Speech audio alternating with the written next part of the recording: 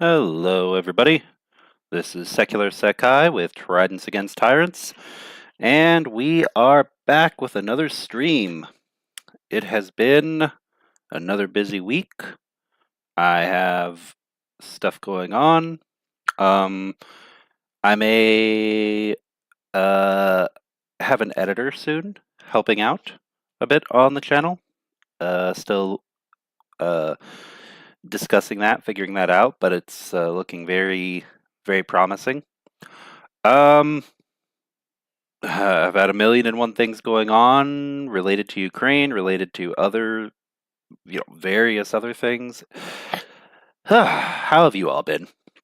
I hope your week's been good. I hope it's been productive, or at the very least, just relaxing. A good week instead of super stressful or feeling like you're in a rut or on a wheel or anything like that.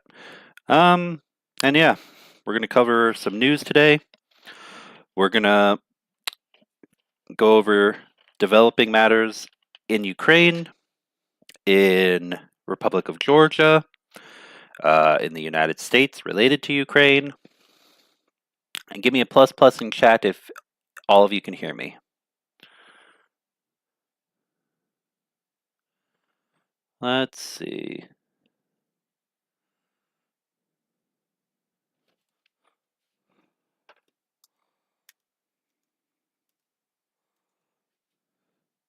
Okay, Mark Sangamon gave a plus plus. So, okay, good.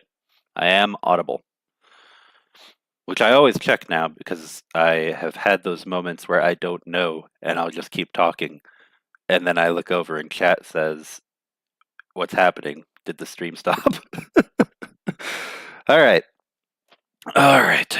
So, we are currently at, let's see here, 11,269.92 hryvnia of our remaining goal for 110 drones for the 110th Mechanized Brigade. So thank you to everyone who has continued to show support for that. I'm going to post an update onto YouTube and Discord after this for the numbers for where we're at with our fundraiser. But again, you can always check that if you are in our Discord. There's a channel specifically for the fundraiser that has a link to where you can always check out updates, where it currently is at. Same thing in the description of the video, or when Nightbot posts the link for the monobank. All right. Cool, got some people trickling in. And once more, please feel free to share on Discord channel servers, on Facebook, on Blue Sky, on pretty much any social media platform you're on. It does help. It helps, promote the channel, get people here for the stream. And sometimes, actually very often, I have to run and drive to get places because my weekends are so busy. So I end up having to run here and don't always have time to send those out to a few places. So it's very much appreciated. All right, with that, let's go ahead and jump right into this. Let me open the Q&A first.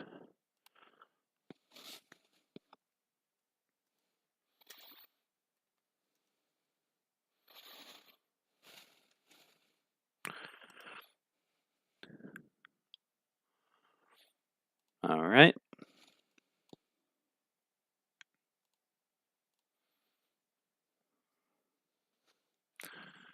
Also, why is my Discord not opening? Hold on. There we go.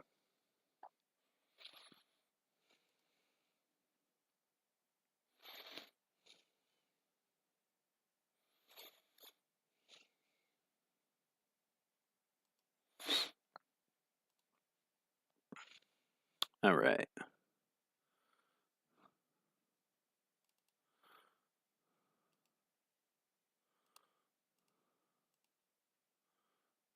Hold on.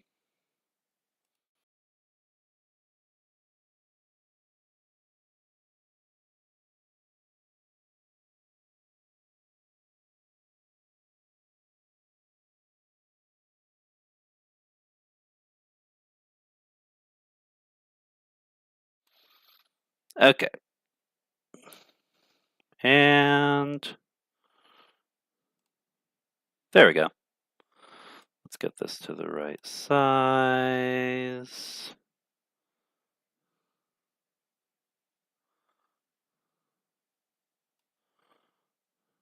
All right. So first piece of news is from the Kiev Independent.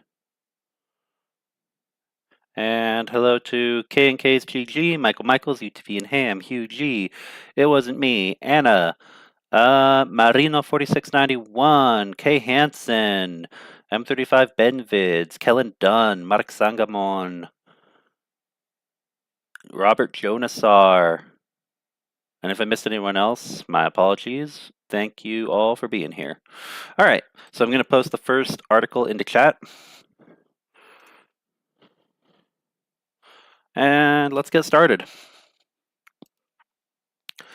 Ukraine reportedly strikes oil depot in Russia's Oryol Oblast. Ukrainian drones reportedly struck an oil depot in the city of Oryol overnight on December 14th, causing a large fire, according to several Russian telegram channels. Explosions were reported by residents in the city around midnight local time. Andrei Klichkov, governor of Oryol Oblast, reported early on December 14th that 11 drones were downed over the region, and the fire was localized at the oil depot. No casualties were reported. Oh, also, hold on. Let me check sound setting real fast. There we go. Videos posted on social media and shot by local residents appeared to show a drone hitting a storage tank and causing an explosion at an oil depot in Oriol. Local residents claim that at least one storage tank caught fire as a result of the attack, Astra reported. It was not immediately clear which oil depot was targeted in the attack. The Kiev Independent cannot verify the claims, and Ukraine's military has not yet commented on the alleged attack. Purported footage of a fire. Oh, yeah. The full extent of the damage was not immediately known, and it is unclear if there are any casualties as a result of the alleged attack. As Russia's full-scale invasion continues, Ukraine has also continued to attack Russian targets along the Russia-Ukraine border to inflict damage to the country's military supply chain. Overnight on December 11th, Ukrainian forces struck a Druzhba oil loading pipeline near the city of Bryansk, setting it on fire, the General Staff of Ukraine's armed forces reported. Oryol Oblast is located in western Russia and borders Kursk region to the southwest, Bryansk region to the northwest, and Tula region to the east. Over the past year, Ukrainian forces have launched a series of drone strikes aimed at damaging Russia's oil industry, which is crucial to sustain Moscow's war efforts, as well as its military hardware. So, yep, more strikes on oil depots within Russia. This one near Bryansk, which has been happening for a while, but you know, it's important. It's good that it's still happening. Smothering the Russian economy and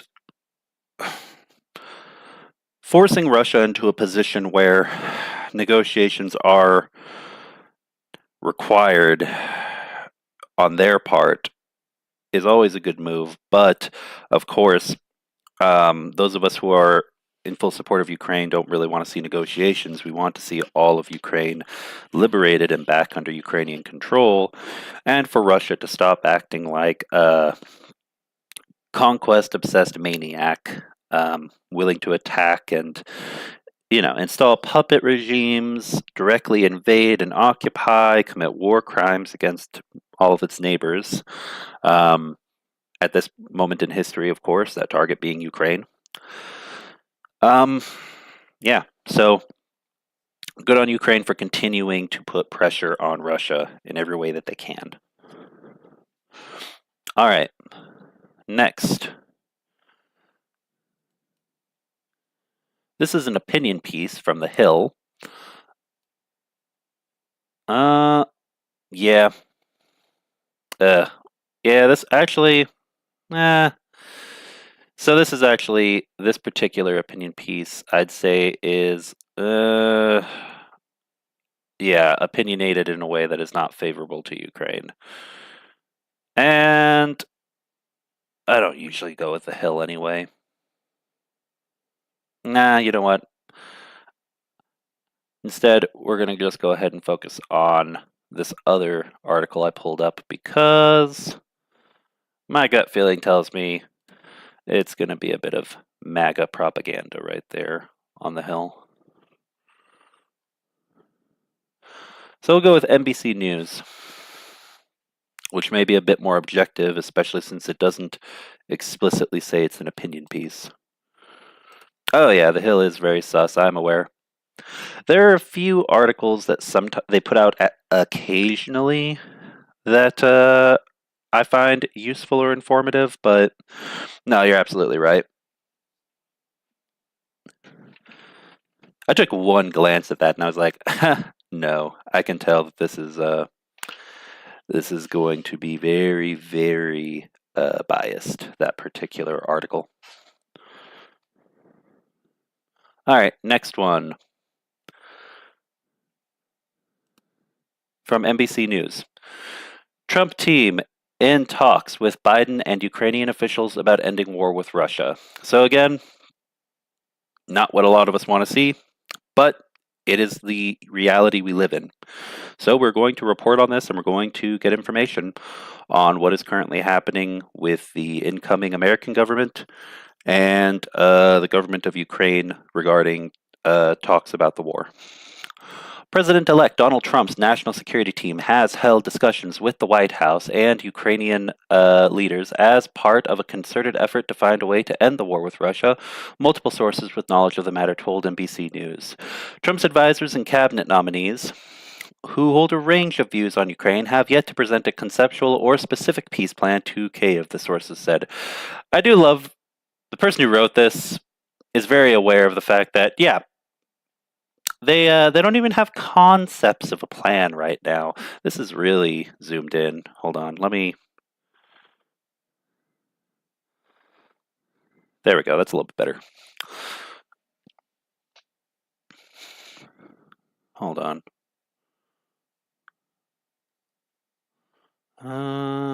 Yeah. Not even concepts of a peace plan yet. The president-elect has vowed to end the conflict even before he is inaugurated next month. Okay. Calling the casualties suffered on both sides, quote, a tragedy, but he has sent mixed signals in his public comments, urging Russia to make peace, but also suggesting he might scale back U.S. military aid to Ukraine or reimpose limits on Kyiv's use of American-made long-range missiles against targets inside Russia.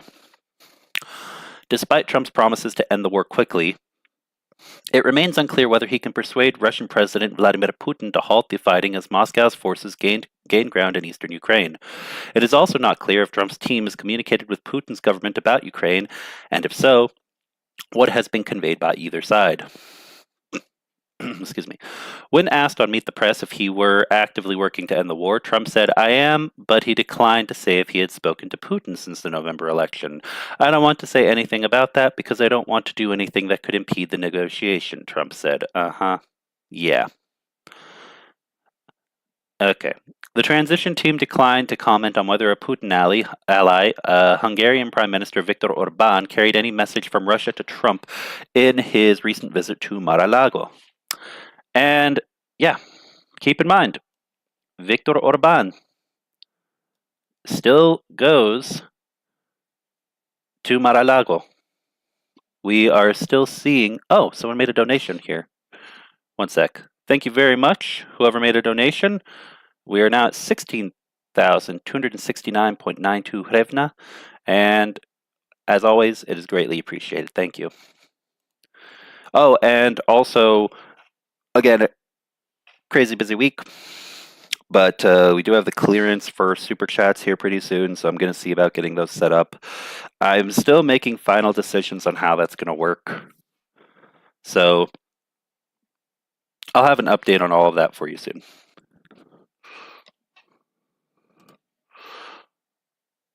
Biden's national security advisor, Jake Sullivan, has held several conversations with his named successor, Representative Mike Waltz, Republican from Florida, whom Trump has tapped to take over the position, a senior administration official and other sources familiar with the matter said. They have focused on sharing relevant information, but have not explored strategies for ending the war or securing a ceasefire, one of the sources said. A benefit of those discussions is that they will ensure Trump's transition team will not be surprised by any Biden administration actions on Ukraine before the president-elect is inaugurated in January, the senior administration official said. Excuse me. Quote, Trump is really serious about wanting to get a ceasefire on day one, said a source with knowledge of the matter.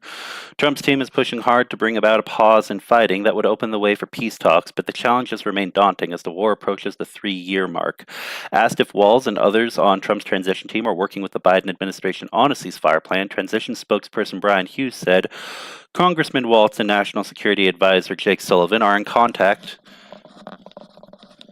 on many issues. The goal is for the world to understand there is a desire for the time of transition to be seen as a strong America working for peace and stability around the world until President-elect Trump is sworn in.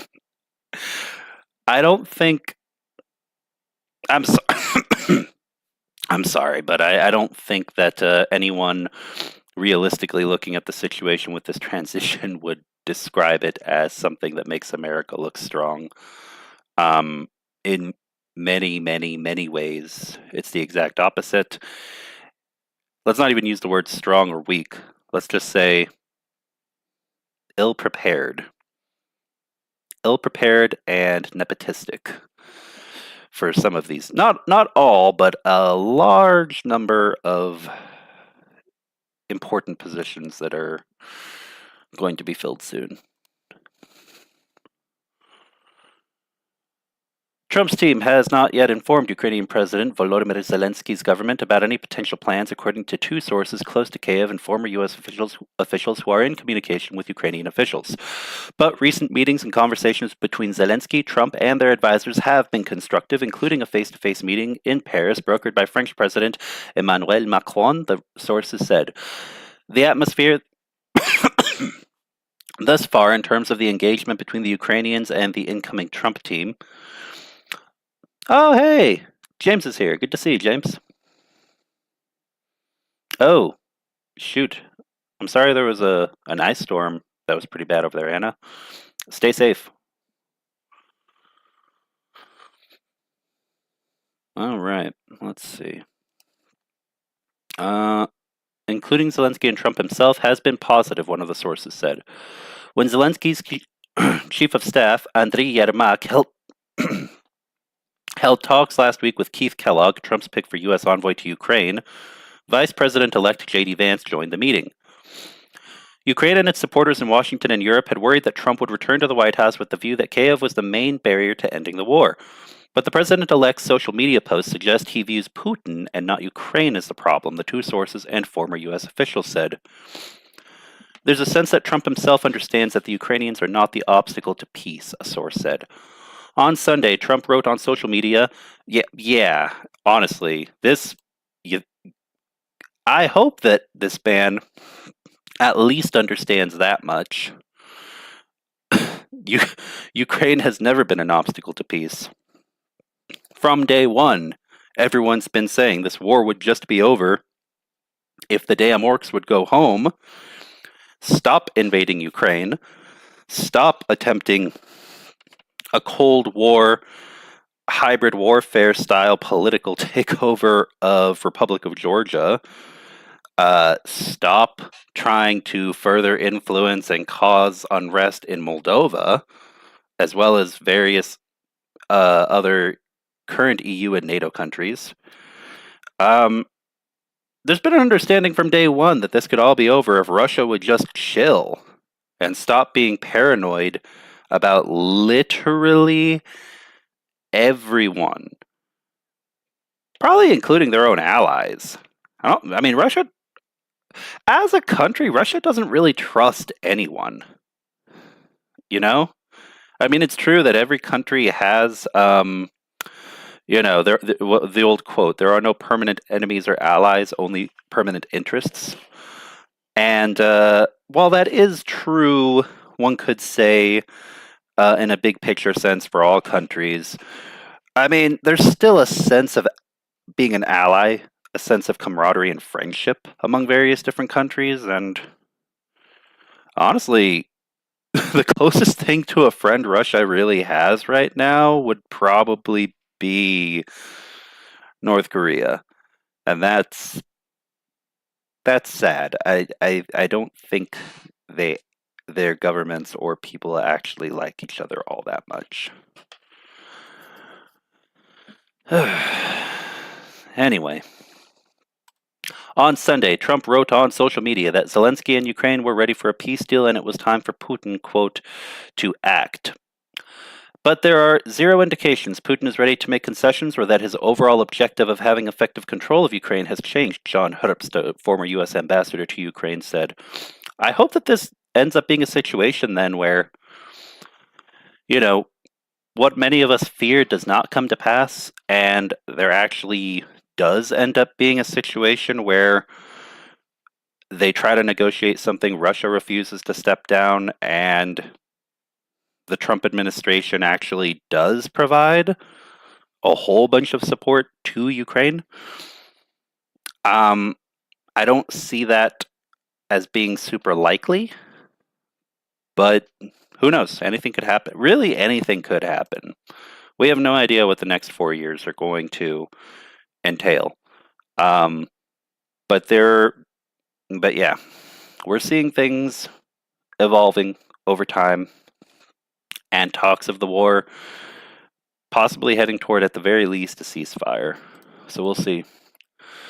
The momentum has been shifting in Russia's favor on the battlefield in the east in recent weeks as Ukraine struggles with a manpower shortage, and as a result, the Kremlin will be reluctant to halt fighting, analysts and former U.S. diplomats say. Also, Russia would be unwilling to accept a ceasefire while Ukrainian troops continue to hold territory inside Russia in the Kursk region. A Russian hardliner with close ties to the Kremlin said in recent interviews that any attempt by Trump to end the war will be doomed unless there are broader talks that address Moscow's security concerns. Konstantin Malofeyev, a Russian tycoon and ultranationalist, told the Financial Times.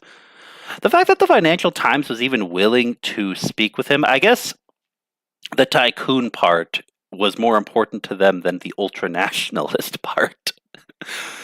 In any case, that Putin was likely to reject a peace proposal floated months ago by Kellogg before he was chosen by Trump to work as U.S. envoy to Ukraine.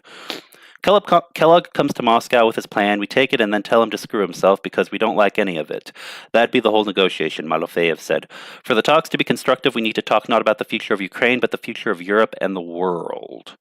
The fact that that's coming out of the mouth of a Russian ultranationalist should be very concerning to many people, especially those in Western Europe. So I've said this before, I'll say it again. We are in unprecedented times, and the United States, politically, domestically, internally, has it has dysfunction. So what the U.S. will or won't do from one 4-year or 8-year period to the next can vary dramatically. We don't know what's going to happen in the next couple of years. Let's just say 2 administrations, let's say 4 administrations worth. We don't know what's going to happen in the next 16 years. So within that time frame, Europe, Western Europe especially, rearm.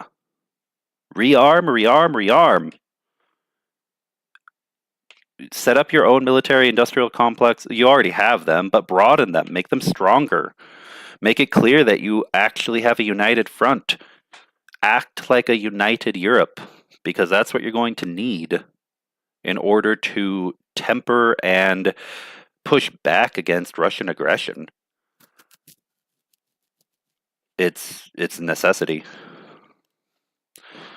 Earlier this year, Kellogg proposed pressing both sides into peace talks by threatening to cut off military aid to Ukraine if it doesn't agree to negotiations and to ramp up weapons deliveries to Kiev if Moscow refuses to come to the table.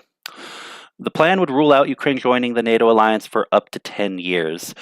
We've discussed this in previous videos on the channel. Of course, everyone wants to see Ukraine join NATO.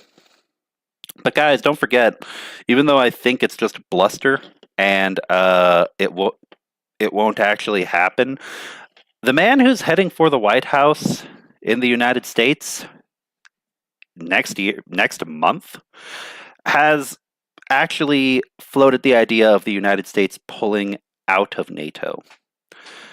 And if that were to happen, well, NATO would still exist and still be a useful alliance, but I mean, it would be such a huge blow to it, especially with political instability, unfortunately, creeping up in places such as France and Germany, that it would be a major problem. Okay, the view of NATO being the most unstoppable military alliance would be harmed. Again, I don't think that's going to happen, but what we really need to look at is what Finland did for so many years. Honestly, I think unfortunately that's the way things are headed. Ukraine needs strong, close cultural, social, economic, and military ties to existing EU and NATO members. Deeper, closer, stronger ties. And whenever this war does come to a halt, I 100% am still convinced that another war will be on the horizon. And maybe it'll be another war in Ukraine, maybe it'll be another war in a different part of Europe or across a broader whole of Europe. But regardless, in that time frame, Ukraine needs to be prepared, just like how Finland was.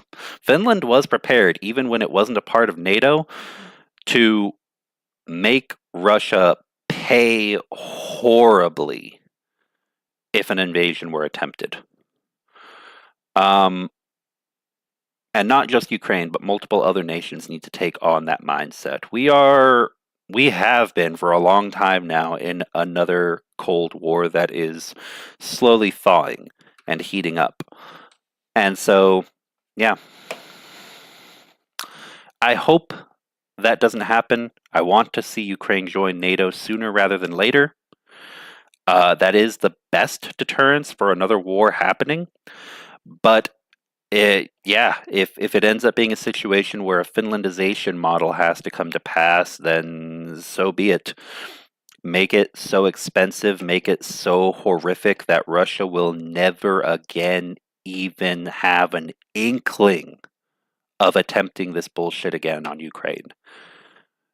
NATO member, crazy, well organized and put together independent nation that is a close NATO ally, which it already is, but even more so in the future.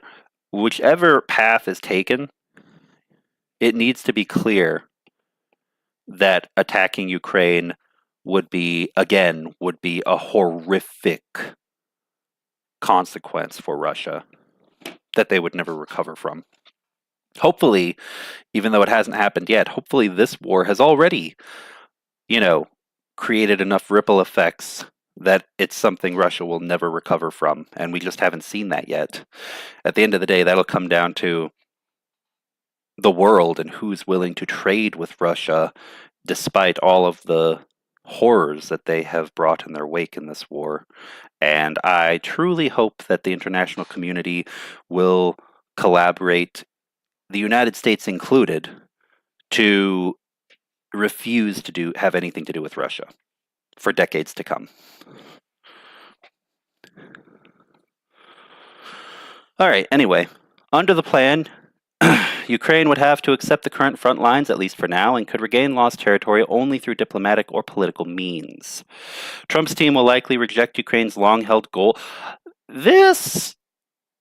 Remember, this is assuming that... Oh, wait a second. Hold on, let me fix the size of this real fast. There we go. All right, remember, this is only true if Russia remains stable. If Moscovia destabilizes to the point of, after the war in Ukraine, they also have major conflict in Chechnya, or I don't know, name any other number of places within Russia's territory itself. If they have anything happen in the Caucasus, that is kind of similar to what is happening in Ukraine, that they get involved in. If they have, if there's anything else that happens after this, hopefully that would be the straw that breaks the camel's back. But at the end of the day, we don't really know. Only time will tell. But if Russia destabilizes, anything is possible. Okay, you could have parts of what are today Russia actually want to join Ukraine and say, yeah, no, we want to be away from this. Or the EU or NATO. But again, there's no guarantee of that. Don't rest your hopes on Russia destabilizing and, balkanizing within our lifetime, because the probability of that, it's not impossible, but don't consider it to be an inevitability, because it absolutely is not. I wish that it were. And honestly, I think for broader peace, it would be very helpful for that to happen. Perhaps necessary. But yeah, only time will tell. Trump's team will likely reject Ukraine's long-held goal of eventually joining the NATO alliance as a way to try to persuade Russia to enter into peace talks with Kiev, sources with knowledge of the matter said. Instead, Ukraine might be offered security guarantees by some alliance members. Zelensky has proposed the idea of foreign troops being deployed in the country until Kiev could join the NATO alliance. So this, if it were accepted, would be helpful, very helpful, because it could act as a tripwire, potentially, so long as it's a real commitment and not something where foreign troops would be pulling out in the case of another attack on Ukraine, in order to avoid a larger war occurring. But this could work. This, combined with the Finlandization model that I was talking about before, could end up being something that helps Ukraine in the long term, until such a time that around the entire world things stabilize more politically for multiple nations, making it more likely for them to be able to join NATO. Same thing with Finland.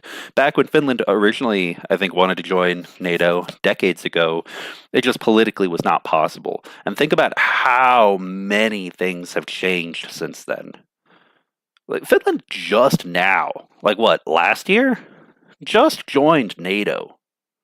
Finland has been wanting to join NATO for forever. So don't consider. I want everyone to look past the analogy of quarterly gains and look toward the future. This is not the end at all. If anything, it's the beginning. There will be so many opportunities moving into the future, and those of us who support Ukraine have to do so to the best of our ability, no matter what, because this isn't over. It's not over. Even when the war is over, it won't be over. I want everyone listening to understand that. This is something that will reverberate and echo into the future for generations. So keep that in mind.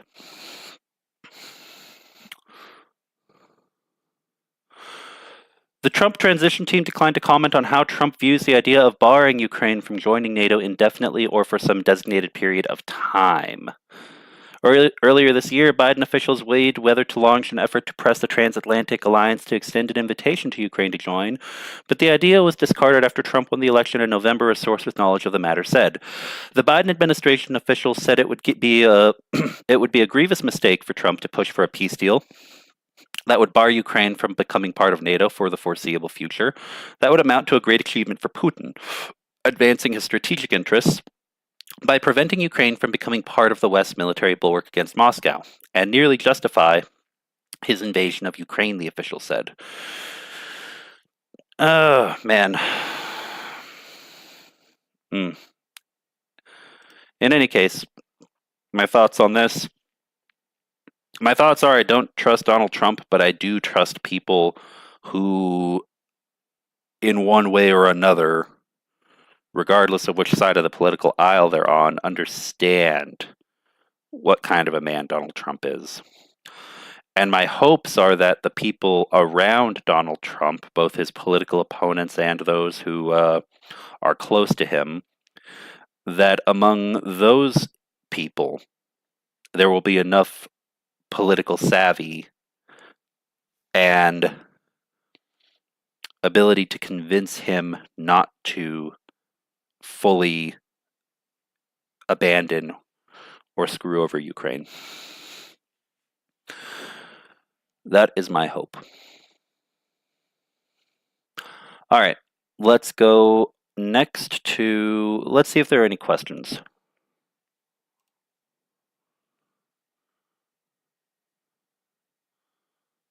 All right. Now Elonia Muscovite is talking about dumping millions into the primaries in 2 years. That, yeah, doesn't so. Guys, the United States is entering a period of unprecedented, unregulated capitalism. I mean, that's already been the case for a long time, but when I say unprecedented and unregulated, I really do mean crony capitalism. I really do mean full oligarchy, nepotism, gross incompetence just because someone has the money or connections in order to be placed into a position. It's very dangerous, dangerous for democracy, dangerous for stability, not just of the US, but globally, because the US is a major part of global affairs. Yeah, no. uh, fuck Elon Muscovite. That's what I'll say on that. All right. Anyway, I'm just gonna calm down and get off this topic. Let's see here. Finns were alone in the Winter War. Ukraine is a lot stronger now than Finns in 1939. That's true. That's true. Yeah. I'd say the biggest difference is geography. Because, I mean, remember, Ukraine is like the U.S. state of Texas. It's very, very flat. Invading Ukraine is not like invading a place like Finland or another place that's more mountainous, and often a lot colder. So the Finns did do very well in the Winter War, though, and Ukraine has done incredibly well, much better than anyone expected in this war. Ukrainians have definitely proven themselves to be brave, to be committed to protecting their sovereignty and their liberty and their democracy. Yeah, Ukrainians have done great. All right, let's see. Ultra-nationalist is the same as Nazi. Yep, that's very correct. That is very correct. It's really weird that smaller, less influential countries like Romania and Georgia, hold on, let me pin this, are demanding election actions because of Russia's social media influence, but Great Britain and the USA are like, nothing to see here. I think that's because there's a lot of reasons for that. Part of it has to do with, regardless of whether people like the results or not, in the US and Great Britain, it's just kind of really seen as impossible or uncalled for. Like refusing someone the presidency if they are officially announced to have won an election because of rumors of election tampering or foreign influence. I think in the traditions of the political establishments of the UK and the US, there really is a much greater fear of a full civil war if someone does something like that. Now, would that actually come to pass? I don't know. I don't think so. Honestly, I think that there would be chaos if something like that happened, but I don't think it would be like a quote unquote civil war. But really, at the end of the day, opponents of Trump were split, I think, on two things. if we're just talking the U.S. specifically. Whether or not he should be barred from running because of the risk of him winning the presidency, which did wind up happening, whether there was foreign interference or not, no one's stopping it. And then the other approach, which was doing anything that fully prevented him, that blocked him, would show a lack of faith in U.S. democracy and the U.S. the American people, and it would just create more instability. The only real way to, quote unquote, defeat him was to do so at the polls, and there was like a trust or a faith that the American people would see through propaganda, would see through everything that was thrown at them over the past 4 years, more than 4 years, really. And that didn't happen. It didn't happen. And the other side made political blunders that really cost them.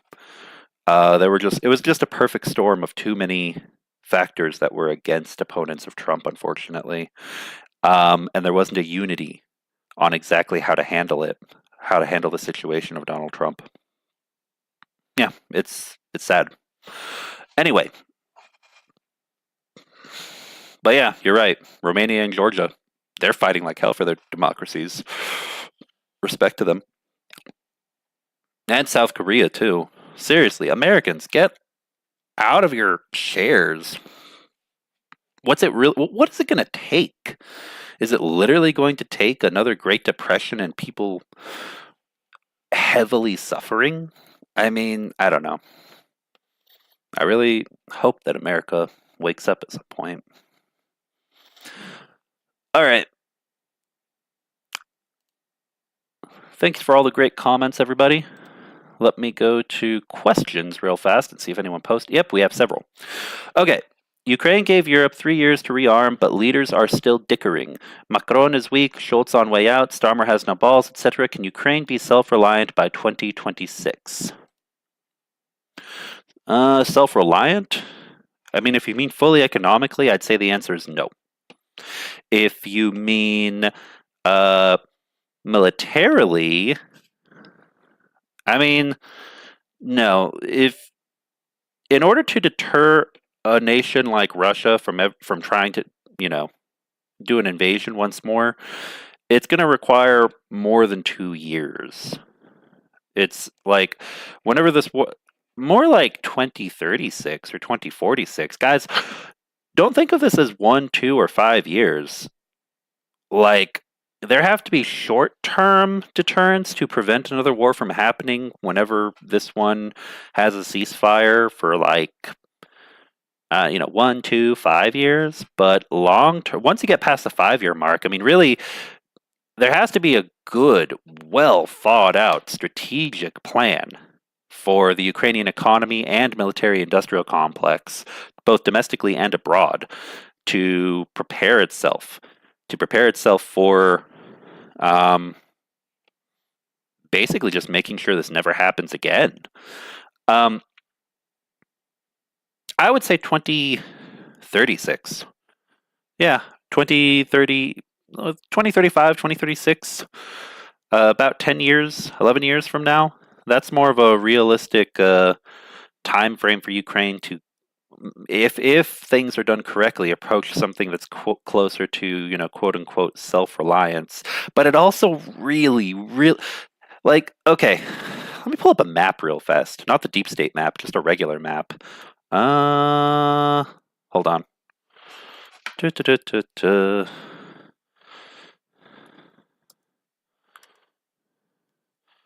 Because it's not just your own economics and culture and how much corruption you might have to deal with within your own society. It also has to do with your neighbors. And things do change over time. They really, really do. And having ties cut with Russia and Belarus, too, both of those countries, most especially both of them, really will help Ukraine a lot, I think, with cutting down, like really heavily cutting down on cultures of corruption. But let's see here. I'm going to share my screen real fast. Oh, well, I guess I'll just Yeah, let me switch over to another screen share. We'll do. Come on, come on. Where are you?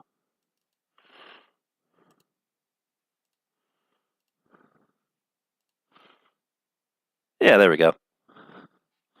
That works well enough. Okay, so here as an example is Finland. And of course, just like Ukraine, it's got a giant border with the behemoth, the bloated. I'm going to call them the new sick man of Europe because really that's the way things look like they're headed. The new sick man of Europe, Russia, used to be the Ottoman Empire over here, what is now Turkey. Now I'm going to say it's Russia because look at that. It's not sustainable. Like those lands at some point, even if all of us talking right now are dead when it happens, if it's like the next couple generations, like it's not sustainable. China is tiny by comparison. The United States is relatively small by comparison. Like this is a remnant of an empire that is at some point going to further disintegrate, just like the Soviet Union. But anyway, I'm getting off topic. Finland, you'll notice, has Sweden and Norway and Estonia and the other Baltic nations. And don't get me wrong, there's corruption in every country, including up here in the Nordics. The Baltics especially used to have a lot more, way back, like in the 70s and 80s, especially. I mean, of course, when it was part of the Soviet Union, before these countries got independence. But going back to like the 90s, even like early independence. But today, they're seen as more attractive, more. And I'd say especially Estonia and Lithuania. Latvia still has a little bit of a reputation when it comes to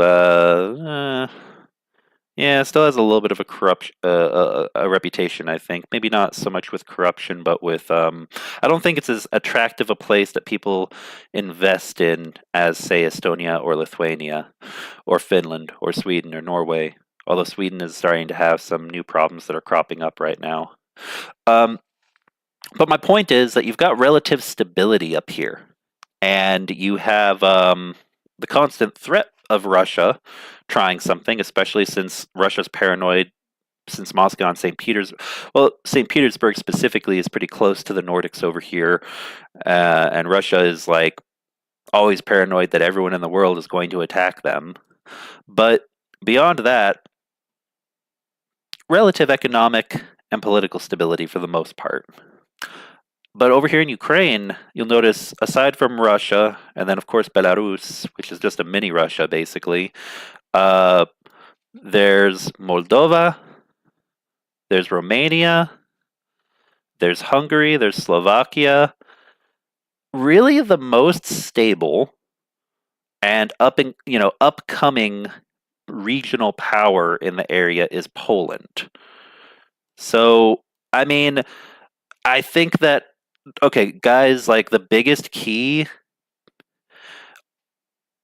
even though they're NATO countries, even though they're in the EU, Hungary can't be trusted, unfortunately.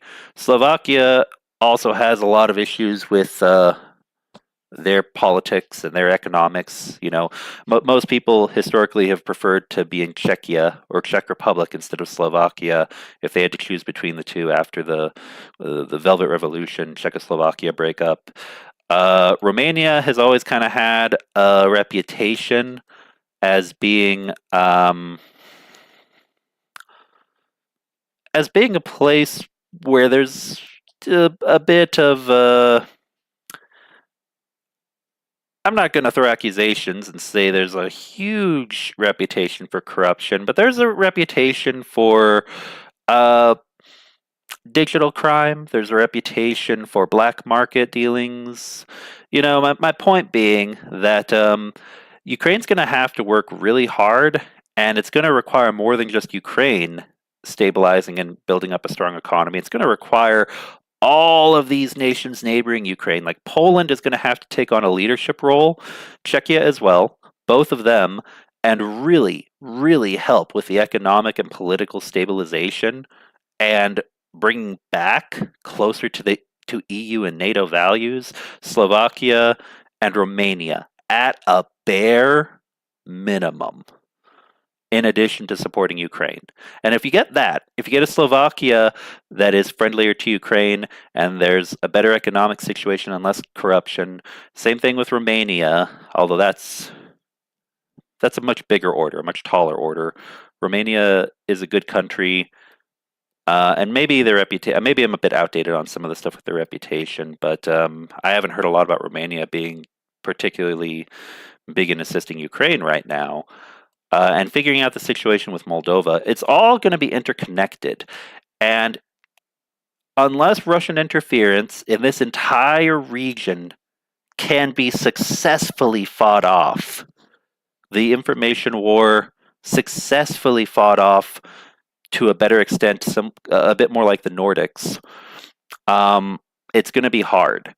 So Ukraine is going to need strong ties with Poland, and if we're lucky, Poland, Czechia, and if things change radically in Slovakia and Romania to be more supportive of Ukraine and to be, I don't know, more stable military and economic partners in the region generally, then I think that we will see things move in the direction we want for Ukraine to be safe in the decades to come. But anyway, that's just off the top of my head. There's probably someone in the chat who disagrees with me, and I hope that anyone listening isn't from Slovakia or Romania. I love both of your countries. I'm just saying, like the United States, there is a lot of problems going on in both of them, and having a united front in this part of Europe is going to be essential if Ukraine is going to be brought into Europe fully. So that's really the only point that I'm making. Anyway, let me go ahead and stop sharing my screen.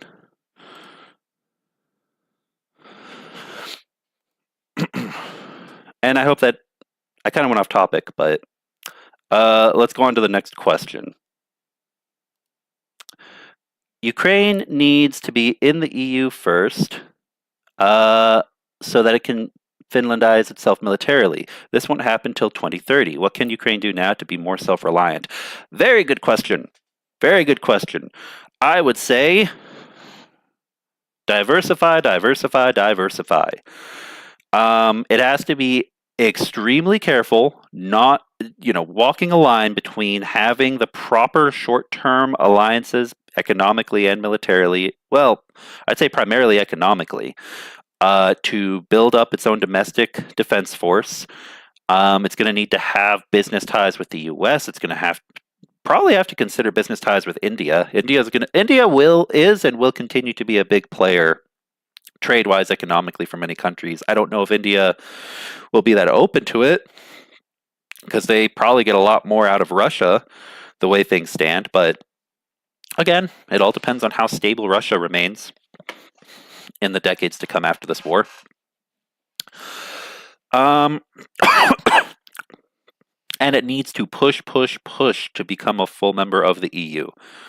Many countries have been trying to do so for a long time. There are countries who have joined NATO before the EU, and vice versa. Yeah.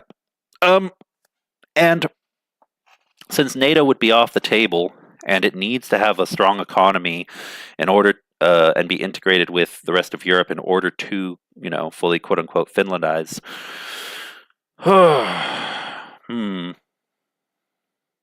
I would say trade with the United States, with Poland, with Czechia. Czechia is a good one. And really, really push for Czechia to find a way to rebuild connections with Slovakia. Because they may not be one country anymore, but breaking down this idea of, I don't know, finding some way to broker a better relation between Ukraine, Slovakia and Czechia and Poland, I think, is the bare minimum. I would also say Romania, but I think that's going to be dependent on what happens in Moldova with Transnistria. If Transnistria ends up being resolved, which I hope it will be at some point soon, before our lifetimes are over, and it's, basically fully under Moldovan control again or under Romanian control. Perhaps Romania is actually makes the big step of being willing to send troops and take action on Moldova, perhaps in conjunction with Ukraine at some point. And then something is figured out whether Moldova, because there's people who ask, well, what's going to happen after Transnistria is resolved? Will Moldova remain independent, or would they rejoin with Romania? I think Moldova should stay independent. But, who knows? Romania might change and have a nationalist bend and say, no, no, no, no. We want Moldova back in because they're basically Romanians. Romania is a wild card because there's a lot of things that could happen there. I see it personally as a bigger tinderbox in terms of how relations could change on a dime. Poland and Slovakia and the United States, I think that's where focuses should lie. But that's my surface level opinion without doing in-depth research, more in-depth beyond what I just know about these countries in general. So don't don't consider it to be the end all be all. I could be wrong on a few things there. President Zelensky was referring to Ukraine under NATO umbrella now, but only territory under AFU control would trigger Article 5. I like this idea. Do you? President Zelensky was referring to Ukraine under the NATO umbrella now, but only territory under... yeah.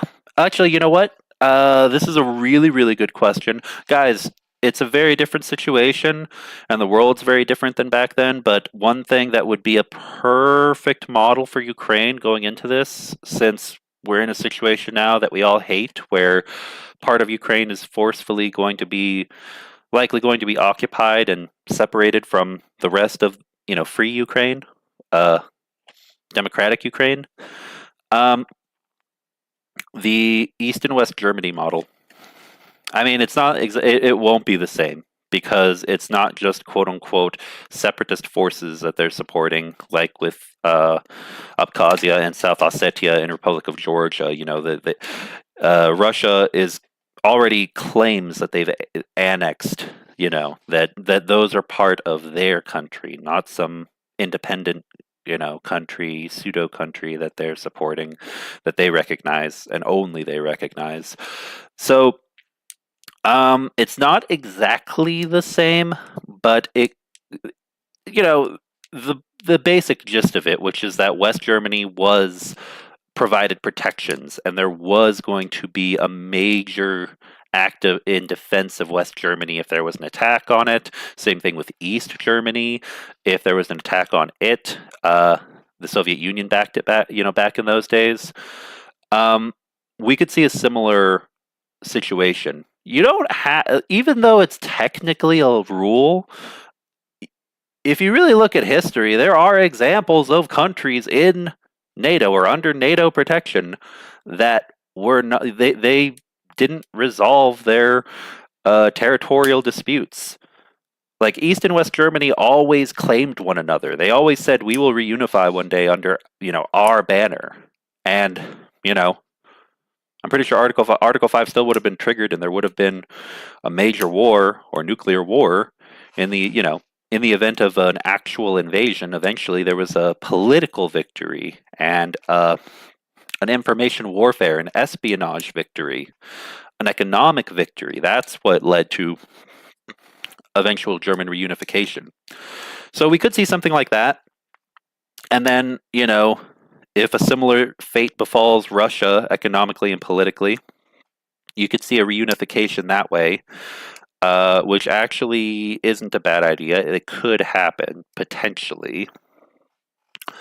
I do like that idea. I don't know if Trump will be open to it, but I really do think that something like that is possible. Even if people say it isn't, nothing's impossible. NATO breaks its own rules all the time. I don't know if you guys are aware of that. But it's true. It really is. Sorry to burst the bubble. No one's perfect. Nothing's perfect. U.S. democracy is now full-blown oligarchy, crony capitalism on steroids. Fuck Elon Muscovite. Fuck Fuckerberg, etc. Yeah, I mean, it's kind of the U.S. democracy has always had its flaws that kind of put it on that path for a long time, which is part of the reason why you see conservatives really love things, like at CPAC, really love Viktor Orban of Hungary, because that's what it is in Hungary. Let's just call it what it is. It's he calls it quote unquote illiberal democracy, um, but hold on, let me. Yeah. Hold on. Close. Let me highlight this question. Oh, I can't. Oh, I can't highlight it because it has the word fuck in it. that, that's funny. That's funny, YouTube. Anyway, bottom line is that it's just much more obvious to a lot of Americans now who don't have direct ties to Washington, D.C.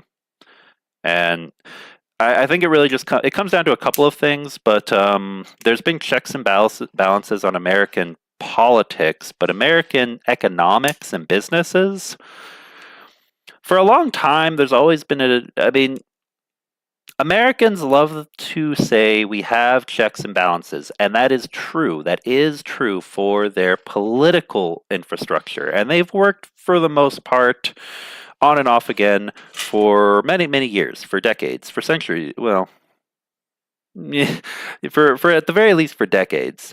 We won't say centuries because technically they didn't work at the point of the Civil War, but you get what I'm saying. Um, but when it comes to business checks and balances, when it comes to economic checks and balances, even though there have been attempts to create those, even though there are some that exist, their enforcement mechanisms are lackluster at times. And that unfortunately has led to situations of unregulated capitalism. I mean, literally, the next biggest party after the two biggest parties in the US is libertarian, which literally just calls for anarcho capitalism. Get rid of all regulations, let the free market basically govern the people. Actually, there's a lot of different flavors of it, but, for better or for worse, that can have positive benefits, but it can also have very negative benefits, and many Americans really just don't understand that. And eventually, when you have unregulated economics in various different ways, it trickles into your politics inevitably. That's what we see in Hungary, that's what we have been seeing in the United States, and now it's just gotten so out of hand that it can't be denied.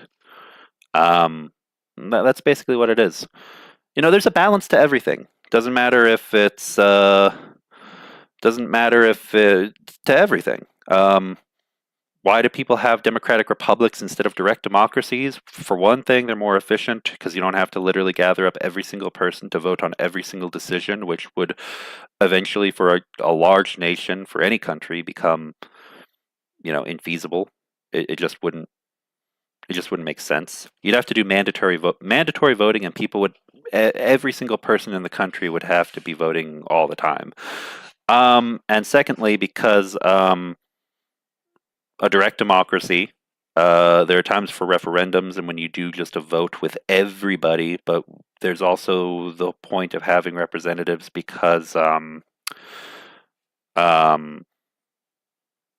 there's always the fear of the old saying, the tyranny of the majority. The idea that you should have respectable and good-natured, responsible, dutiful citizens who get elected because they're good people, they're the right people for the job. And so even if you live in times where the popular opinion is a really horrible one, like a really horrible one, like slavery or segregation or wiping out native tribes, like, those were things that unfortunately were popular opinions, that many people voted in favor of at different points in U.S. history. You can still have some sense of bulwark against that. It's a form of checks and balances. Anyway, my point being, there's a lot of examples of that in politics, but when it comes to economics and business, you see less of that that's focused upon by Americans in American culture. And I think we're just starting to see that at certain points in history, less regulation is very helpful, and at certain points, it literally can eat your country alive from the inside out. So I'm very much a centrist on economic issues. I believe that every scenario is different and requires a very meticulous, careful analysis to see what economic model is right for a country at a certain point in history. I don't believe in using a freaking sledgehammer approach and only one economic ideology. I think that's a little stupid. Anyway, I'm off topic, but thank you. For another question that got me ranting a little bit. South Korea breaking news has just voted to impeach Yoon. I did see that. Thank you, Michael Michaels. We could take a look at that real quick. Although I guess we are an hour over now. Hopefully, the new South Korean president will be a lot more pro-Ukraine, especially considering Zelensky announcing North Korean troops more heavily involved around Kursk. Hopefully so. I do agree with you on that. South Korea might end up being instrumental or an important ally for Ukraine outside of Europe. So just like I was saying, Poland, Czechia, because of the ties to Slovakia and improving ties between all three, Ukraine, Czechia, and Slovakia, and South Korea's definitely an important one because of North Korean involvement in the war. These are examples of countries that Ukraine really has a vested interest in increasing trade with, and military ties as well. These are examples of countries that really should be Ukraine's close friends moving into the future. Hopefully, okay, last one. Federal judges, especially appellate courts, are the only guardrails against Project 2025 and Trump. Any updates on the remaining 30 judicial nominees by Biden? Biden has appointed 244 judges. I don't have any updates on this specifically, and I would have to go digging right quick to get some info on that. But let's see. I mean, the one thing I can say about this is, without going over every individual appointee by Biden, I know there have been a lot of people being appointed and a lot of people who are also, from what I've heard, receiving pardons or preemptive pardons from Biden to help protect them because they were part of the team that attempted to hold Donald Trump accountable. So he sees them as enemies to go after politically. The one thing I can say is anything that's done to Trump-proof the United States will, just like everything else, of course, be used as propaganda by the other side and say that, the Democrats are evil and they're, corrupt and they're doing this and doing that to prevent us from being able to, save America or make America great again or whatever. Basically, ignoring all the shit that Trump has done and focusing on anything that that the far right in the United States wants to label as an example of why the other side can't be trusted. We're the only ones who you can trust, etc., etc. The sad fact is that Trump's victory in the election means that division will get even deeper. There will be much less trust between both sides, left and right, in the United States. And I do hope he continues to do that. I hope he appoints more judges who end up, acting as bulwarks and making it really, really hard for Donald Trump to get away with whatever he wants to, do whatever he wants to. during his 4-year presidency and implementations of policies from Project 2025, which could take decades to undo with existing political systems, with current methods of getting things done within the U.S. government. Because, guys, I don't know if you understand this, but even though it can become complex, and even if either side does things that people say that's a gray area or that's technically allowed, but it's kind of shady. Anything that's within the current framework of law in the United States, including related to the Constitution, constitutional law, is uh, basically within a framework of stability and I won't say unity, but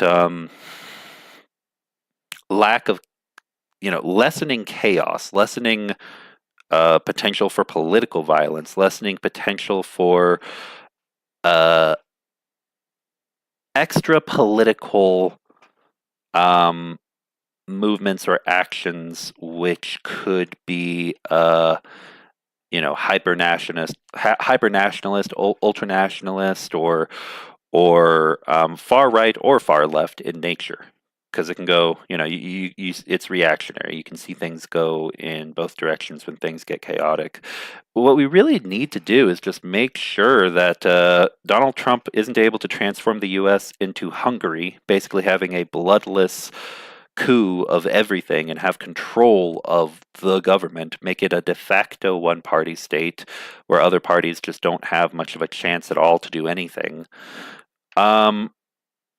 Or a situation where it actually does break down and people say, I'm not going to be a Republican, I'm not going to be a Democrat, I'm not joining any political party, I'm joining X and such and such group, and we're going to go do this or that, whether it involves illegal activities or not. We want to avoid people feeling as though things get so bad that they just, like Mexico in the early 20th century, end up, you know, basically trying to tear up the Constitution and rewrite a brand new one. So, yeah, Americans, the next 4 years are going to be tough.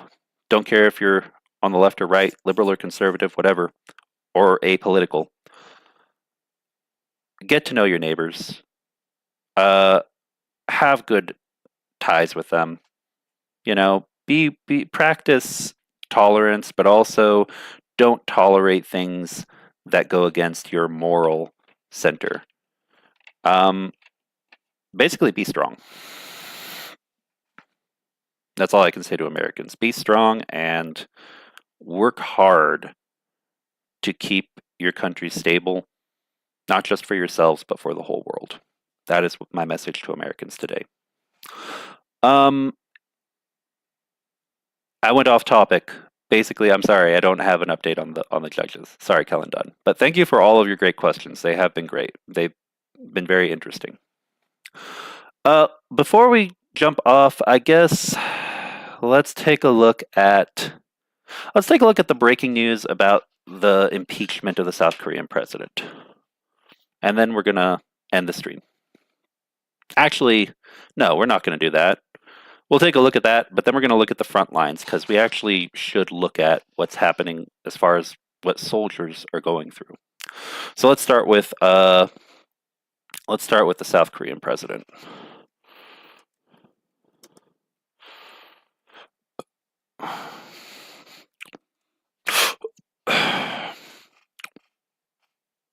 Oh, there we go.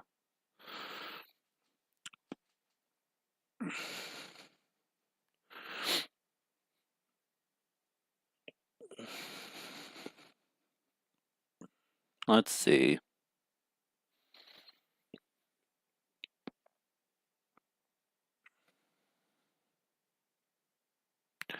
All right, we'll do this one from CNN real fast.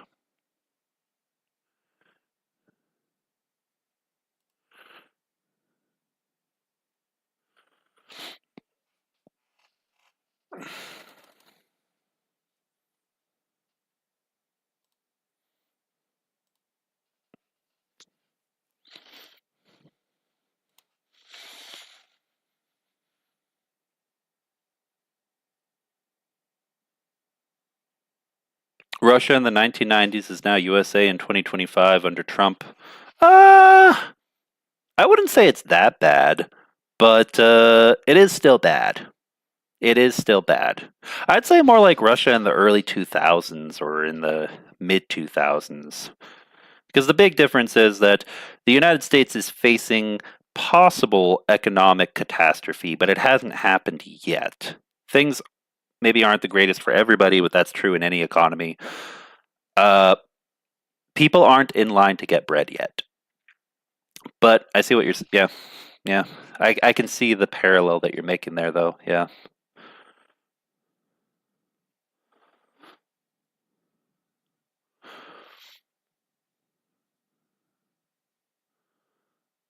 Michael says USA checks and balances. SEC laws must not declare his 5% purchase of Twitter when he purchased 9% prior to buying it out. SEC demanding Musk pay a fine. Musk is refusing.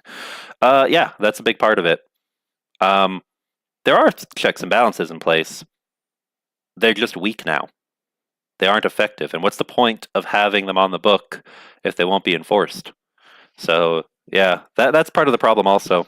When things get so out of control that a person really is rich enough and powerful enough to be above the law.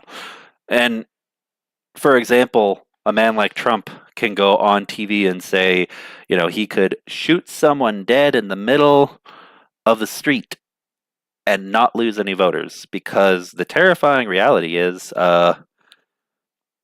even though that's an exaggeration, he would lose voters for that, and he would face consequences. It's not entirely untrue. His most diehard cult supporters would just say that, I don't know, they'd make up some conspiracy about that particular person was an agent of the deep state or something. Okay, anyway. Gel with your neighbors on common interests. Exactly, Michaels. All right. South Korea.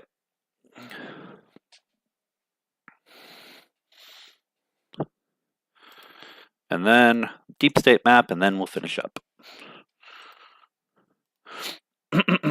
All right. From CNN, South Korea's... Oh, hold on. Open... There we go. South Korea's parliament votes to impeach president over martial law debacle. South Koreans react with giant dancing party to president's impeachment. South Korea's parliament voted to impeach President Yoon Suk-yeol on Saturday in an extraordinary rebuke that came about after his own ruling party turned on him following his refusal to resign over his short-lived martial law attempt. So, yeah, it's his own party turned on him. So that's amazing. That's fascinating. It is the second time in less than a decade that a South Korean leader has faced impeachment proceedings in office, and means Yoon is suspended from exercising his powers until the decision is finally adjudicated by the country's constitutional court. Following the vote, which sparked jubilation among protesters outside Parliament, Yoon conceded that he will stop temporarily for now, but the journey to the future that I've walked with the people for the past 2 years should not stop. This is like, you know what this reminds me of? This is like the Watergate scandal on steroids. It's like, oh no, you didn't just try to do something sneaky behind closed doors and you have no integrity, therefore step down. No, you tried to take over the country, dude. Even soldiers were reluctant. They followed orders, but even soldiers were reluctant and didn't like what was happening. But again, they followed orders, so it was a very real threat that could have ended very radically differently. Anyway, he will stop temporarily for now, but the journey to the future that I've walked with the people for the past 2 years should not stop. I will not give up, he said in a statement shared by the country's presidential office. With all the encouragement and support for me in mind, I will do my best until the last moment for the nation, he added. The country's Prime Minister, Han Duck-soo, will serve as acting president under South Korean law, told reporters that he would devote all my strength and effort to stable operation of state affairs. Kang Soon-woo, a lawmaker with the Democratic Party of Korea, not to be confused with the United States, told CNN Saturday that the great democracy of South Korea will survive and will be born again after the impeachment. The dramatic decision marks the culmination of a stunning political showdown after Yoon briefly declared martial law on December 3rd and sent soldiers to parliament, where lawmakers fought past troops to enter the building and vote down the decree. Yoon's gamble backfired spectacularly, galvanizing many in the vibrant Asian democracy to call for his removal. Opposition parties tried impeaching him a week ago, but Yoon survived after members of his ruling People Power Party boycotted the vote, saying they hoped the president would voluntarily resign instead. Yoon then doubled down, giving a defiant speech on Thursday in which he defended his martial law decision, lambasted the opposition, claimed he was trying to save the country, and vowed to fight until the last moment with the people. Yet moments before that speech, the leader of Yoon's party withdrew his support for the president and backed impeachment as the only way to defend democracy, instructing lawmakers to vote with their conscience. Thousands of protesters gathered in Seoul on Saturday, braving the cold to call for Yoon to resign ahead of the vote, which was passed by 204 lawmakers with 85 voting against it. He surely tried to have a war against the citizens, so this is just what he deserved. One protester, Lim Dong-yeon, told CNN outside the National Assembly building after the vote, where protesting has now turned into partying. Now, you see, South Korea really strongly relies on the United States supporting them militarily and also trade. But the whole thing about North Korea infiltrating their society and he did what he did to save the country for the good of the nation, it sounds like a bullshit excuse to me. It really does. You know what? A real president who gives a damn about their country, who would stand defiantly against, feeling like they have to pussyfoot around issues. You know what someone like that would do? And especially to give their own soldiers experience, which is very much needed in case of a major war with North Korea, which they are, preparing for. A real leader of either or any political party in South Korea would have already sent troops officially to Ukraine, because they're not a NATO nation. They are affiliated, closely work with NATO nations. They work with the United States. But, to the best of my knowledge, South Korea devoting troops and being more involved and taking a stand against Russia, being willing to be the first country to do it, and basically counter North Korea and everything that they're getting out of this, which they are getting something out of it, supporting Russia in the way that they are. Even if it were just logistics troops, even if it were just troops in Ukraine who weren't in a combat capacity but could free up other positions so Ukrainians can fight, even if it were just providing equipment so Ukrainians have more of what they need in order to fight off a common enemy and their own greatest enemy who's on the battlefield there. No. This is domestic bullshit. Domestic political bullshit. It's an excuse. There are so many other things South Korea could do to counter North Korean espionage and influence. This martial law decision, this really just seems like the selfish machinations of one man and a handful of his supporters, most likely, behind the scenes. Anyway, he surely tried to have a war against the citizens, so this is just what he deserved. One protester, Lim Dong-yeon, told CNN outside the National Assembly building after the vote, where protesting has now turned into partying. Another protester kept their message short, telling CNN, "Democracy is back." Meanwhile, thousands of the president's supporters gathered in downtown Seoul, with many waving U.S. and South Korean flags, chanting slogans, and holding up signs in support of the embattled Yoon. Yoon, who has been immediately suspended of his powers, now awaits a ruling by the Constitutional Court, one of the country's highest courts, to confirm his fate, which can take up to 6 months. Acting Chief Justice of the Constitutional Court, Moon Hyung-bae, said in a statement Saturday that a meeting will take place on Monday to discuss the case schedule, adding that the process will be conducted, quote, swiftly and fairly. If confirmed, he will become the second South Korean president to be thrown out of office by impeachment after Park Geun-hye, the country's first female leader. The now acting president, Han Duck-soo, also faces his own political problems and is being investigated over his role in the martial law decision, adding to the political uncertainty in the weeks ahead. A former prosecutor and conservative firebrand, Yoon has had a difficult 2 years in office, mired in low approval ratings and political scandals involving his wife and political opponents.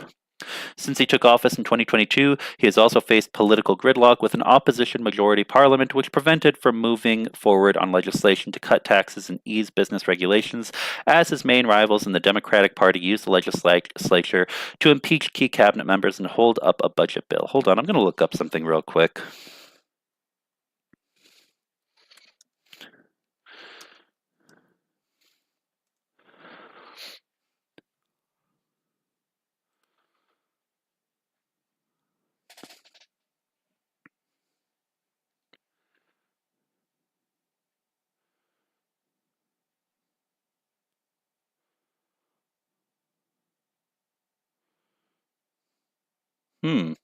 Interesting.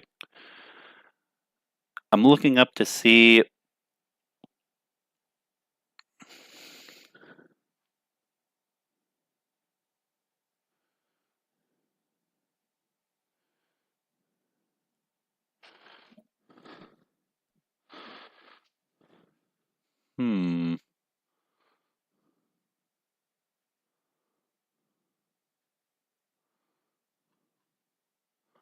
Yep, there we go.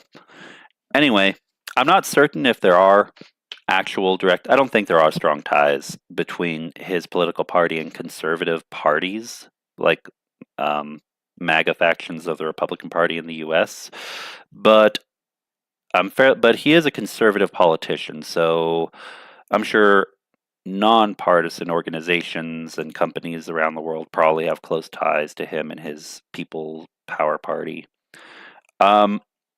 Anyway, let's finish this up. Hey, thanks for being here, UTV and Ham. Glad you could make it.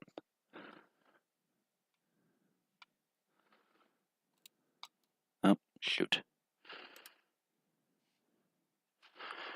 Oh, yep, right here.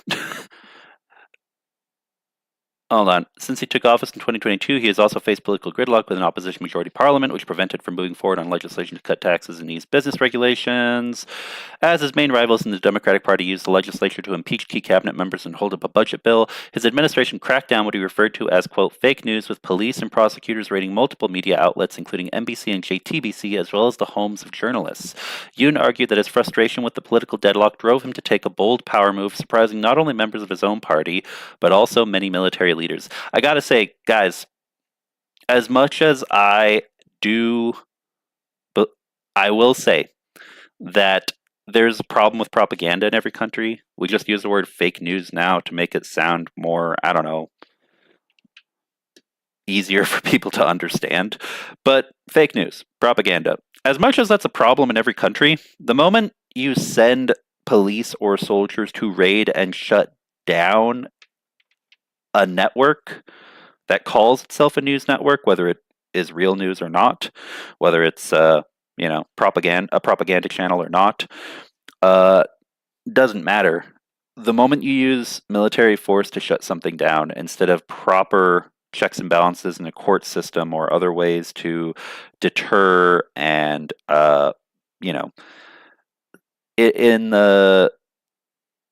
basically legally fight back against propaganda and its growth in your society, whatever kind of society it is.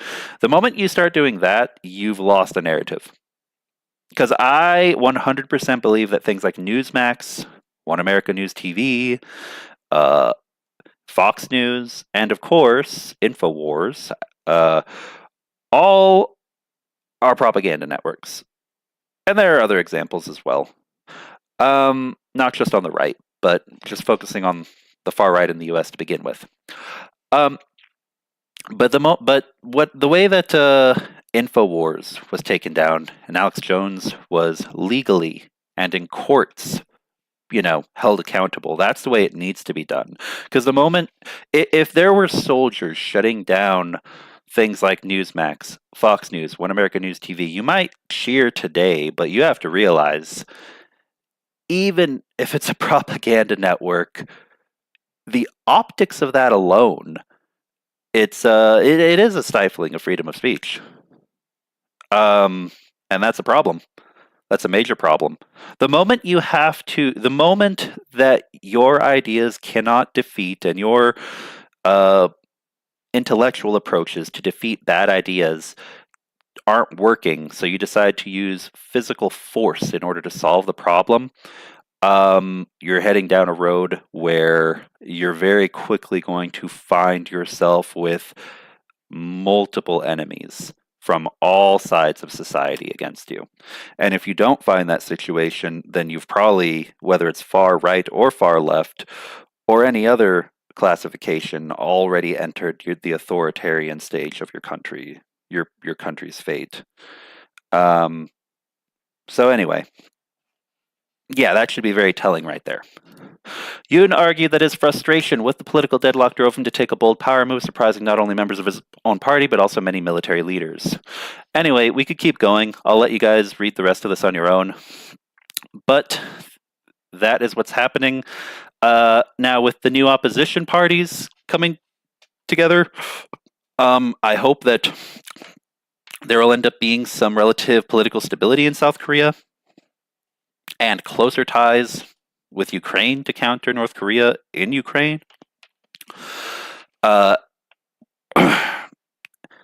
well as with other nations in the area, Poland being another good example. I hope that we see more action on South Korea's part that is focused on working closely with allies beyond just the United States for their own defense. Because I do think that there are many things that South Korea, just like Ukraine, needs to do in order to make sure that they are capable and ready, no matter what, without being fully dependent and reliant on another country to help strengthen their own defenses. All right. Well, just one single country, I mean, is the point that I'm making. All right. Anyway, last thing we're going to do is look at the deep state map. KNK's GG says, yeah, exactly. You become what you're railing against. Exactly. For example, far-right people who get so lost in their own narrative that they say things like, I'm proud to be an American because at least here in this country, I know I'm free. We've got we've got choices, we've got rights. But then in the same circles of conversation, we'll say things like, the United States isn't a democracy, it's a republic, and throw democracy under the bus altogether. So, yeah, exactly. You have to be careful, because sometimes you'll start to see, what is it that lets me quote unquote win? And you'll be so focused on winning that you lose your soul. You lose what you were trying to fight for to begin with, whether you're liberal or conservative or progressive or whatever labels you might use for yourself, politically and socially speaking. All right, let's do this and then we'll wrap up.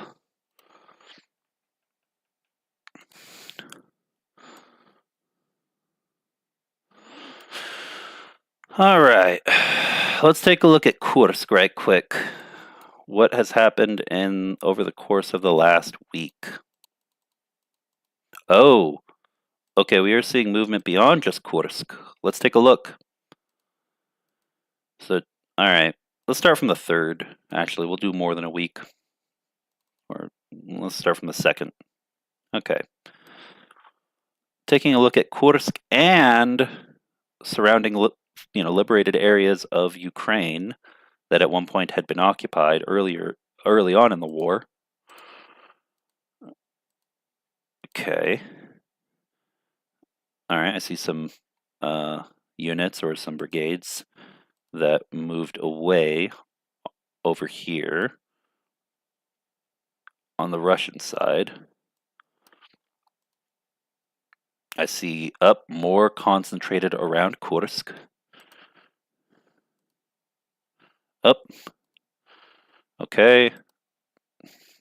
There was a bit of Kursk that was taken by the enemy. A little bit more. Up down here, the green pocket, a bit more brought fully under control, consolidated by Ukrainian forces on the Ukrainian side. Interesting. Okay, so not a whole lot, a little bit more of an attempt to cut through and gain fire control of the road and eventually take more of Kursk from the enemy side.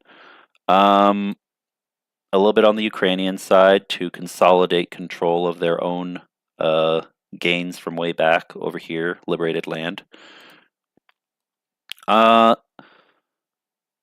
Let's see. But all of this isn't actually like under enemy occupation or control, any of this. So it's interesting.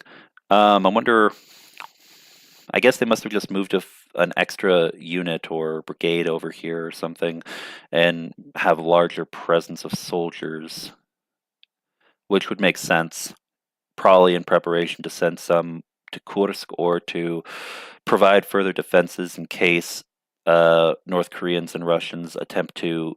What's going to happen if they succeed? If the enemy succeeds in taking back Kursk, it's not going to end there, guys. What's going to happen is, we all know it'll be the same old song and dance, just like just to the west over here. Oh wait, where is it? Yeah, over here, this little tiny buffer zone that they put together at one point, like, was it a few months ago? But anyway, over here near Belgorod, because of Russian concerns about an attack, probing attacks on Belgorod region. If they take this back, they're just going to invade and try to hold more of Ukraine's land here to create a small buffer zone. So can't allow that to happen. So Ukraine is that was probably just more troops here, either to send into Kursk or to defend the border in case there is a counterattack attempted to take and hold some land. Or strengthening supply lines. Over here, let's take a look. Go back again to the second. At what's been happening in the Luhansk region.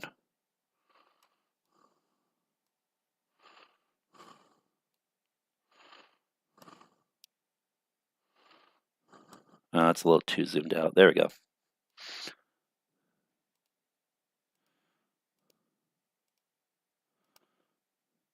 Okay, concentration of forces on the 6th, heading up north near Kupiansk.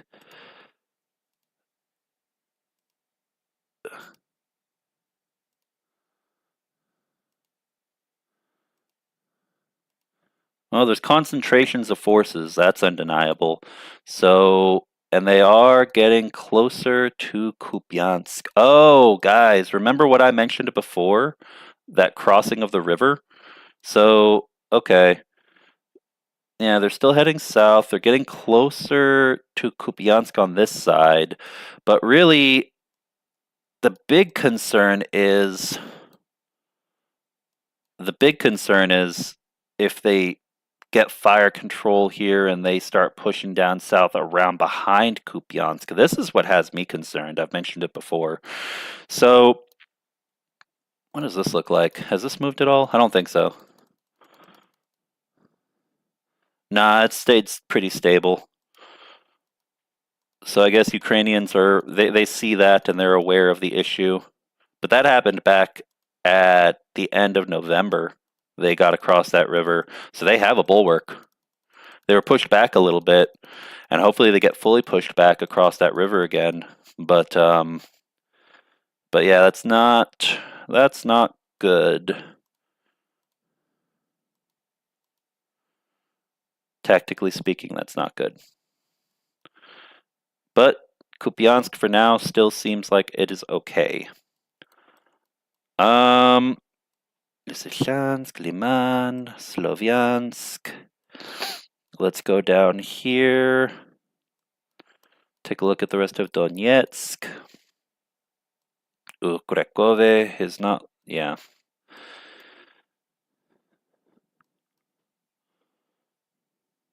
Orkiv, Zaporizhia.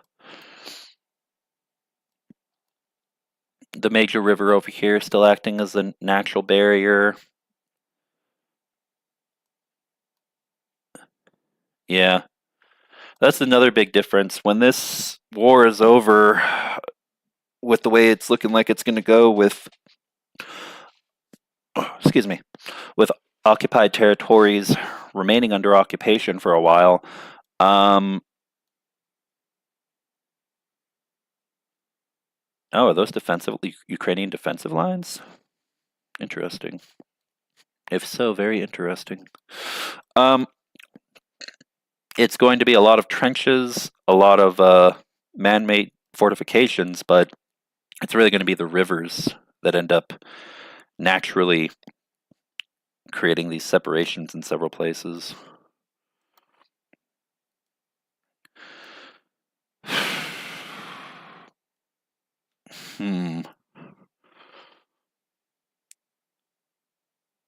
Yeah. Donetsk. The enemy is heading over to take more of this and then probably to head further north toward Kramatorsk, but it looks like their directions are still more westward, trying to get past and start taking more from this neighboring oblast outside of just Donetsk. So they're still continuing their attacks, their advancing over here in the east.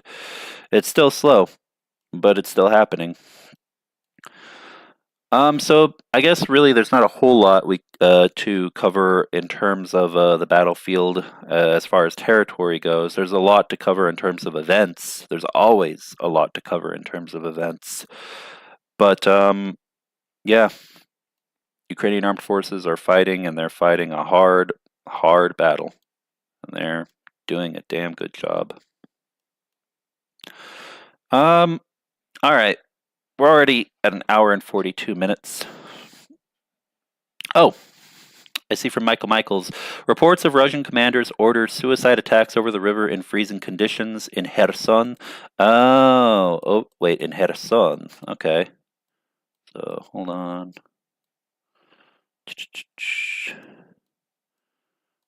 That doesn't surprise me. But obviously, they haven't actually managed to breach. Because, yeah, we see here, this is unknown, this is unknown, this is all kind of under fire control, this is unknown but more or less in light green under Ukrainian control, this is under Ukrainian control right here. Oh, interesting. Actually, how long has that been there? For a while, it seems. I mean, over here in Kherson, it is a lot of artillery and a lot of lobbing things back and forth. Even if they're doing suicide tactics trying to cross the river, thankfully, the Russians have not been successful. So that's good. Good for Kherson, good for Odessa. All right. With that, we're already quite a ways into this. So, let me just double check. Make sure I don't have any other questions. Nope. All right. We are going to go ahead and... Oh, hold on a sec.